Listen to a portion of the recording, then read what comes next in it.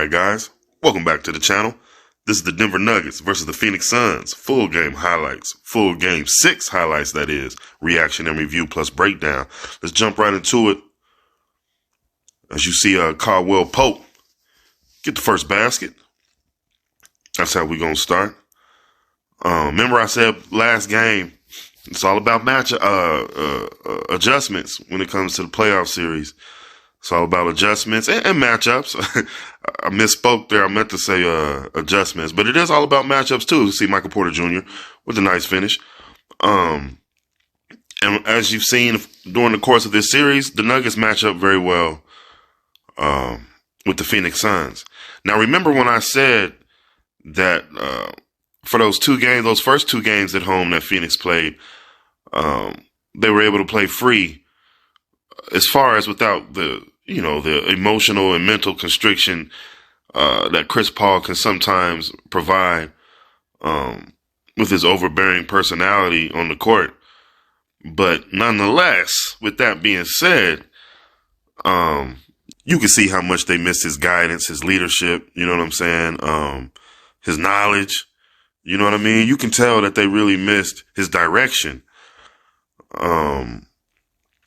They really didn't have anybody to lean on as far as directing the team. You know what I'm saying? So it really hurt them this game. You know, I mean, Cameron Payne did a good job scoring, but nonetheless, there was nobody there to direct and get everybody where they should be and let everybody know what's going on, you know, in order for them to continue to play well. As you see, the Nuggets just kept doing what the Nuggets do. Jokic was just flat out dominating. No DeAndre Ayton this game, and it wouldn't have mattered. You know, nice finish, KCP. Coach Malone did a really good job this game, especially knowing that the team has been dealing with I guess it would be the flu bug going through around the locker room or around the team. But he did a really good job, you'll notice, of him utilizing Jamal Murray early, as you see him bringing the ball up right now. And then later in the quarters, especially in the second quarter, but later in the quarters, he had other players bringing the ball up so he can free Jamal Murray up and let Jamal Murray play off the ball, and especially let him score when receiving the ball. You know, so he can, and that's what he likes to do. Let him score the ball, you know, trying to put pressure on him to play make and take away from what he likes to do is one thing, but he does have a responsibility. And I will say, in the last, including this game 6 and in game 5, I thought Jamal Murray he made some really good passes, and he did a better job of at least seeming like he was, satisfied with making those plays for his teammates. He made some really good passes, you know, to Jokic and others, to finish at the rim or to shoot that little floater, going towards the basket. I mean, that's what I like to see from Jamal, and I'm pretty sure Coach Malone likes to see it too. So I just want to commend Coach Malone again on doing a very good job of helping Jamal Murray utilize his best attributes in the most positive way without taking away from the team. You know what I mean? As you see, you know, right here, look what I was saying with the passes. You know, I mean, he could have forced something up, and he probably would have, but that was a good pass. I just wanted to show that, you know what I'm saying? I think Jamal Murray has been doing a good job of trying to curb some of his, you know, bad choices. As you see, that's a great choice right there. That's what I'm saying. With him on the receiving end of the passes, they pretty much expect him, you know, to be aggressive with that shot. As you see Jokic take his time right there. Jamal Murray did a good job flaring out to that corner 3. But, you know, had Jokic took another second, that probably would have been 3 seconds. And then remember also that I said in previous, hopefully oh my goodness, Michael Porter Jr., Mr. No Defense himself. Remember I said before also that, Another adjustment for the Suns would be to have Kevin Durant play the 5. You didn't see that a lot, but you did see him on Jokic. You just didn't see him at the 5 a lot this game. Obviously, when you get down early, you're just trying to do so many things, and you don't, I guess there was no point in going that route for too much, too often, too long. You know what I'm saying? As far as having KD at the 5. But you see Mike Malone right there. That's why I said no defense, Mr. No Defense himself. Mike Malone, Coach Malone was furious with Michael Porter. Michael Porter in those help situations, almost every time he's come over in those help situations, it's an easy bucket for the opposing team. Almost every time. Now, I'm not going to say I've seen it, excuse me, every single time. That's why I said almost. But for the majority, I know Coach Malone is just tired of seeing that. You know what I'm saying? One thing, you've heard me say this before as well. Me personally, I'd have Bruce starting as my 3, and I'd bring Michael Porter off the bench. You know what I'm saying? For not only balance, but just because, of what Michael Porter Jr. gives you offensively and what Bruce Brown can give you defensively, and he can still knock down the 3. Also, don't think that he's incapable of knocking down those 3s. As you see KD with the nice block right there on Bruce Bowen as I'm speaking about him, but he's a lot stronger defensively. He can pretty much guard every position. You know what I'm saying? Almost.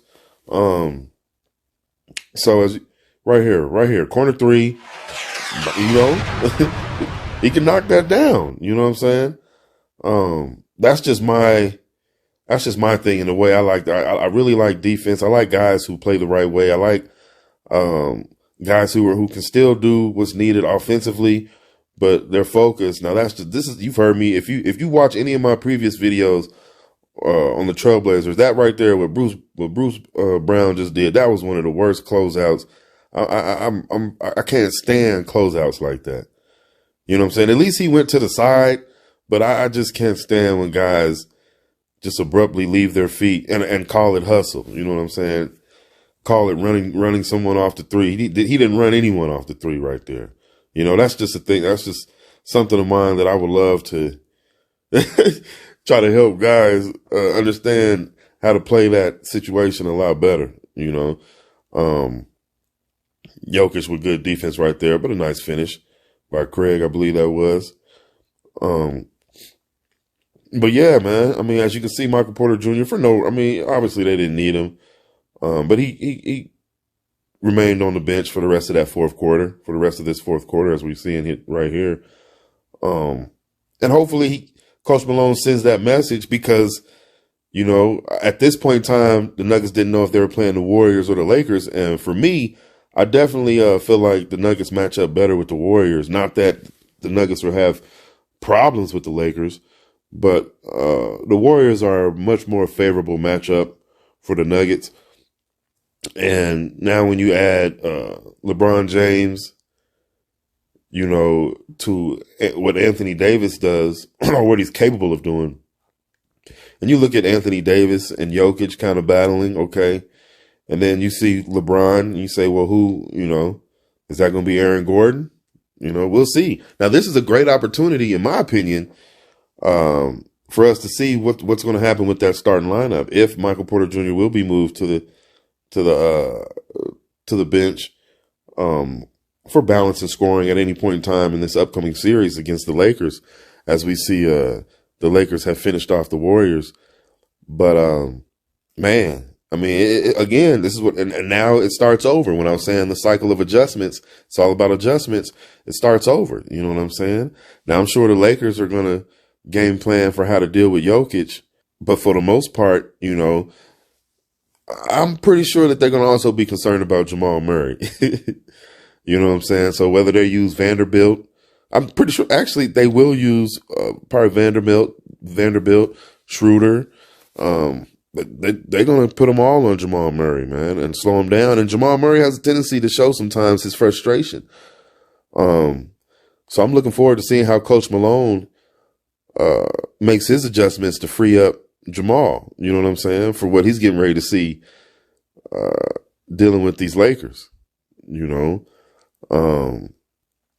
hopefully the Nuggets can deal with that and get through. But we'll see. It's going to be an exciting Western Conference Finals. Shout out to the Denver Nuggets for putting the Phoenix Suns away. Phoenix just wasn't ready. You know, they had some pieces. They just didn't have enough. And maybe with more chemistry, maybe with more continuity, understanding how to play together as far as having Kevin Durant within there and then having a lack of guys on the defensive end, you know, battling. They have to figure out how to make up for that, you know. And honestly, though, with Devin Booker playing better defense, you know, in the future they might be okay. They just need to find one other person down there on that front line.